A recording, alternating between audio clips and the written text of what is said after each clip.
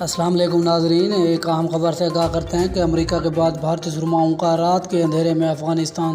چلیے ناظرین، اس ویڈیو کی تفصیل سے پہلے آپ سے ایک چھوٹی سی ریکویسٹ ہے کہ میری ویڈیو کو لائک اور کمنٹ دیجیے گا، اور اگر آپ میرے چینل پر نئے ہیں تو سبسکرائب کیجیے گا اور پاس میں کھڑے گھنٹی کے نشان کو دبانا نہ بھولیے تاکہ تمام آنے والی اپڈیٹس آپ تک بآسانی پہنچ سکیں۔ شکریہ۔ تفصیلات کے مطابق بھارت نے اپنے شہریوں کو افغانستان سے نکالنے کے لیے خصوصی فضائی آپریشن شروع کیا ہے۔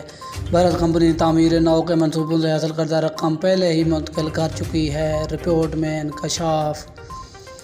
کابل انٹرنیشنل پریس ایجنسی 12 اگست 2021۔ افغانستان پر طالبان کے بڑھتے ہوئے کنٹرول کے پیش نظر بھارت نے اپنے شہریوں کو افغانستان سے نکالنے کے لیے خصوصی فضائی آپریشن شروع کیا ہے۔